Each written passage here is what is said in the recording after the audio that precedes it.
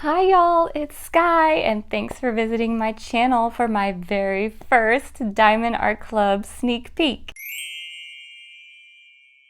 Thank you so much, Diamond Art Club, for sending me this kit.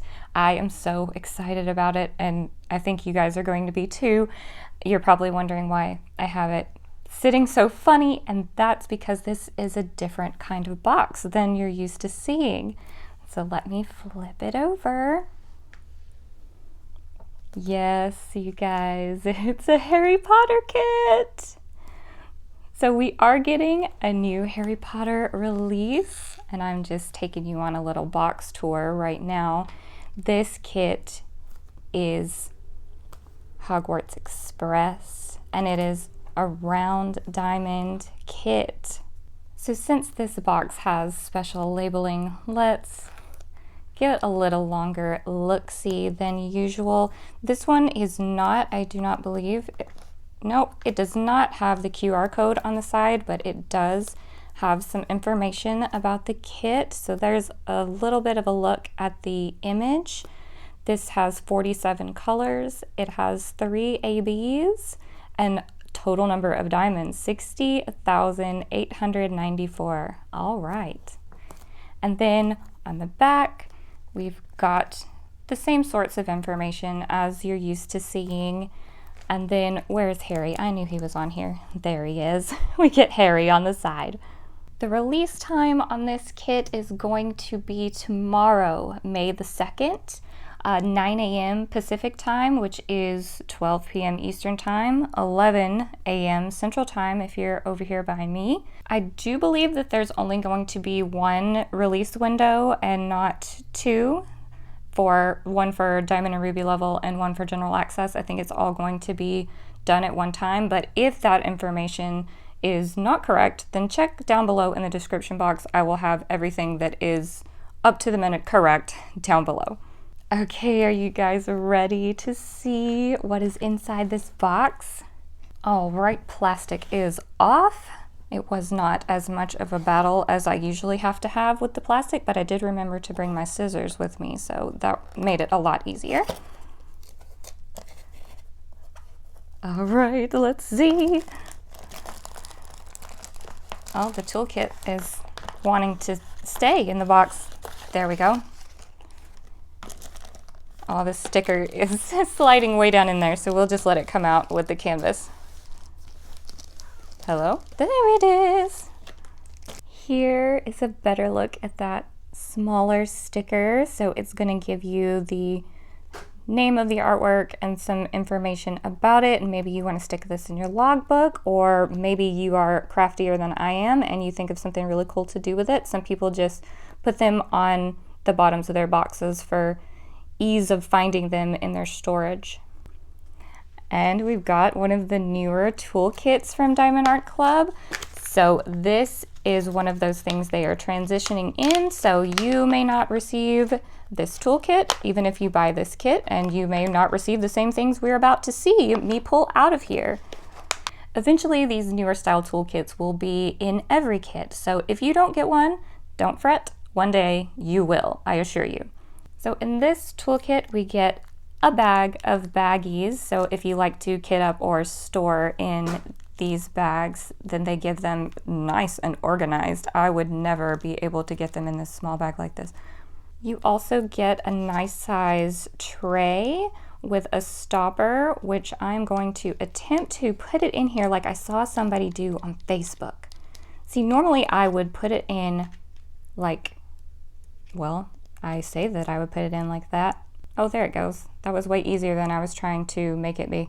But I usually put it in like this, but I saw on Facebook somebody put it in this way, and that seems more secure to me. So maybe that's correct. But this is just a stopper to keep your drills from falling out while you're shaking it around or trying to work. You also get multi-placers.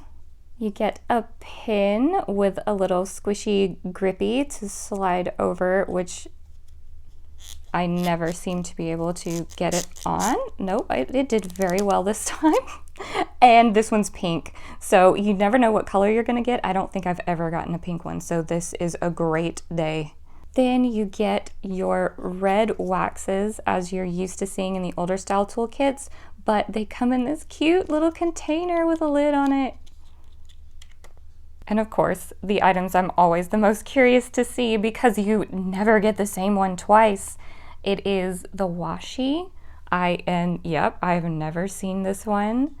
Very pretty. What I usually see people do with the washi tape is to tape around the edges of their canvas so that any of that sticky that's not going to have drills on it doesn't end up with like dust and pet fur or whatever. You can also use this to section off your canvas. If you like to work in small sections, you can just let your washi be your guide. And then this one, another one that I have not gotten before. This is a cover minder. Oh, look how sparkly. Gosh, I really like that. Okay, so a cover minder, it just has a magnet on the back that you can separate like this, and then whenever you're working on your diamond painting, you stick this part underneath your canvas, and then you just pull your plastic back to where you want it to stay, and then you can put this on the top and they will snap together and it'll hold it back. Okay, now it's what we've all been waiting for. Let's take this very nice dust jacket off the canvas. Did I try to do the wrong end? No, I did the right end. I can't believe it. Usually I have to flip it over. All right, let's see if I can get the drills out. Inside with our canvas, we got a booklet from Diamond Art Club, which just gives you some more information and some QR codes to scan, one for a video, one for a link to join their VIP Facebook group. You have a coupon code, and then you have some information on where you can get the app depending on if you have iPhone or Android. And here is our larger sticker sheet. So this sticker sheet is going to have a much bigger version of the image, and let me just show that to you. Ooh, how pretty. This one you can put your start date and end date on there if you like to track that sort of thing, and this also gives you some more details that we already looked at before, but this one has it included with the sticker, so you can just have it all in one place. And then we have these individual stickers over here that can be used for kitting up. So you can put each one of these on the container that has that drill color in it. And look how many colors we have, 47. And how many ABs? 3 ABs. Okay, let's take a look at our canvas. Can I get this one the right way? Nope, let's flip her over. Okay. Whoa. Gosh, it's big. It keeps on unrolling. Isn't it gorgeous? Oh my goodness. It's already lying pretty flat, but I think I will roll it backwards and reposition the camera to see if we can see more of the canvas at once. Okay, I wasn't able to get it entirely in the frame, but we will do a slow pan in just a minute so you can see everything. I have rolled it backwards, so it's lying very flat now, which it's fine to roll Diamond Art Club canvases backwards. It's poured glue and it's going to be just fine, but also if you don't like to do that, it's still going to be fine because Diamond Art Club canvases are self-flattening. It is going to look just fine. Sometimes you may think that you have a wrinkle or a lump or something, but once you lay drills on that section, it's going to look just perfectly flat. So now that you've had a second to take in this breathtaking image, let me just pick this up so we can look at the details on the corner of the canvas. So down here, you're going to see the title of your kit and the sizing again, and then your licensing information. So Diamond Art Club kits are all licensed artwork. So if that is something that's important to you, as it is to me, then there you go. That's where you can find that information. Also, on either side of your canvas, you will find your legend. There's one over here. Also one over here so that no matter which way you need to flip your canvas, you will have access to one of these so you can see all of your symbols and know what colors that they go with. If you are someone who is very concerned about which symbols are included, then there they are. Just give you a little look at those. I don't see anything that I normally find confusing, but I find that that is just very personal for each person as to which symbols tend to bother your eyes or look blurry for you or whatever. So just there they are. You can decide if those symbols are good for you. We will also look at the canvas in detail later when we check out where the ABs go, so you can see the symbols actually within the image. Now let me give you that slow pan so you can take this all in. Gosh, it's a shame that I can't use Harry Potter music or I'll get a copyright strike. So we're not going to do that, but just pretend that it's a lovely Harry Potter theme that's playing while we look at this.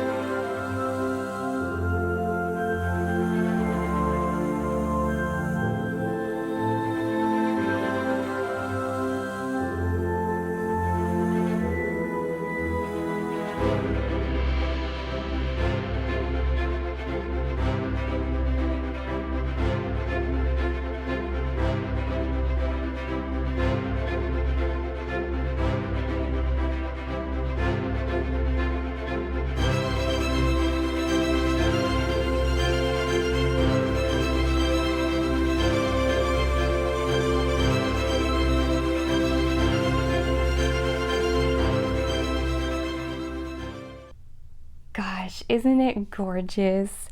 I can just picture the steam blowing up and just heading off to Hogwarts for a year. That is just my dream. But let's move on to the drills. Let me show you before I open them up and ruin this packing job. Let me just give you a look at all the colors together. I do also want to let you know, if I can find it, and it's upside down, but there is labeling on your drill packaging. So if you store your drills separately from your canvas, you're still going to be able to figure out which one goes with which. We are going to go over the drills one by one. So if you don't like this part, then I will have timestamps or chapters, something for you to be able to click forward so you can join us when we look where the ABs go. We have so many pretty dark colors in this one. So we have 1, 2, 3, 4, 5, 6 bags of 310. 1, 2, 3, 4, 5 bags of 939. 2 bags of 803 and 2 bags of 823. A 322, 814, 3371, and 2 bags of 312. 498, 413, 414, 317, and 3799. 3860, 415, 318, 334, and 775. Ooh, that one's really pretty. 3853, 666, 3864, 3325, and 101. So that is our first AB. So ABs are Aurora Borealis drills, and they just have an extra shimmery coating on them. You can see the sparkle on this one versus this one. I mean, this is sparkling wonderfully, but you can tell that there's a different sort of coat on the top on this one. 762, 3807, and 321. 131, so that's another AB. This pretty orange with an extra friend in there. That is really pretty. It's 640, 550, 648, and 3834. 3814, 3835, 606, 838, and 158. 435, 436, 3023, 893, and 3861. 3770, 891, 644, 779, and 3787. And our grand finale, this one was separate from all the strands. This is 141, so this is our last AB. It's a white AB. That is all the drills, and now I have separated the 3 ABs so we can check those out and look at where they go. So if you've skipped to here, hello again. Now we're gonna look at the ABs. Starting with the number 1 AB, which is the 101. That pretty blue.